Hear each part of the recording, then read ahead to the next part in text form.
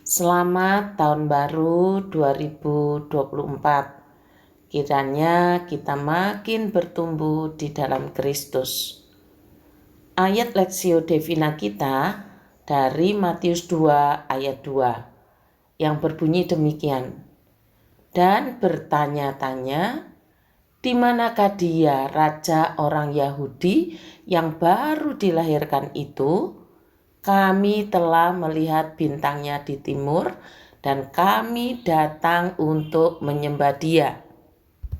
Yang bertanya-tanya mengenai raja orang Yahudi yang baru dilahirkan itu adalah sekelompok orang-orang Majus dari timur, yaitu bangsa Persia. Disebut dari timur sebab posisi letak negaranya di timur Yerusalem. Dalam Injil, mereka ini, yaitu para Majus, disebut Magoi, ahli sihir, ahli kekuatan gaib. Sebagian memahami sebutan ini dalam arti yang positif. Bagi orang Persia, para magi merupakan ahli filsafat dan imam mereka. Mereka tidak akan mengakui siapapun sebagai raja bila orang tersebut tidak menjadi anggota kaum magi terlebih dulu.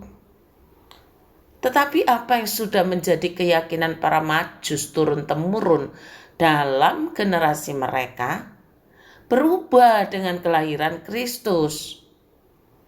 Kristus dilahirkan sebagai bangsa Yahudi, bukan dari bangsa Persia.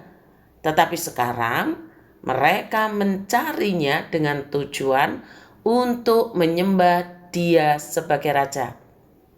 Lengkapnya berkata begini, kami telah melihat bintangnya di timur dan kami datang untuk menyembah dia. Menyembah Kristus yang adalah raja orang Yahudi, yang bintangnya telah mereka lihat dan benar. Mereka mencarinya untuk menyembah Kristus.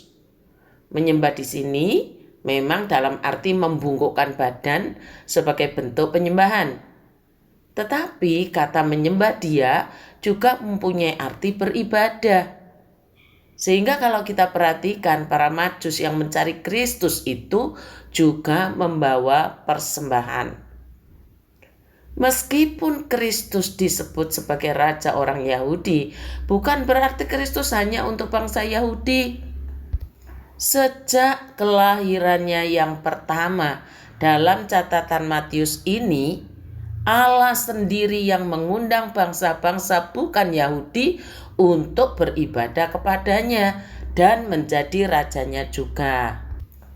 Sebagaimana halnya orang-orang Majus itu, kita juga bukan bangsa Yahudi. Tetapi kita percaya kepada Yesus Kristus yang diberitakan kelahirannya oleh Matius ini, yaitu sebagai raja di atas segala raja. Memang ada yang baru saja mengenal Tuhan dan gerejanya. Tetapi bukankah banyak di antara kita yang sudah puluhan tahun menjadi orang Kristen, bahkan sangat hafal dengan kisah orang-orang Majus dari timur ini? Pertanyaannya adalah, sudahkah kita datang untuk menyembah dia sebagai raja? Sudahkah kita beribadah kepadanya dengan benar? Apa sebenarnya yang menghalangi kita? Mengaku percaya, tetapi tidak benar-benar menyembahnya sebagai raja dan tidak benar-benar beribadah kepadanya. Apa sebenarnya yang menghalangi? Apakah alat-alat yang dipakai dalam ibadah? Jika memang alat-alat itu sebagai penghalang dalam ibadah kita, cobalah ingat kisah para Majus ini. Tidak memakai satu alat apapun, tetapi tetap menyembah dia. Mengapa? Sebab hati mereka, tujuan mereka sudah mantap dengan mengatakan kami datang untuk menyembah dia. Apalagi yang menjadi penghalang kita untuk benar-benar beribadah kepada Kristus, beribadah kepada Tuhan dan menyembahnya. Sebagian kita mengatakan sesama orang Kristen. Bisa jadi.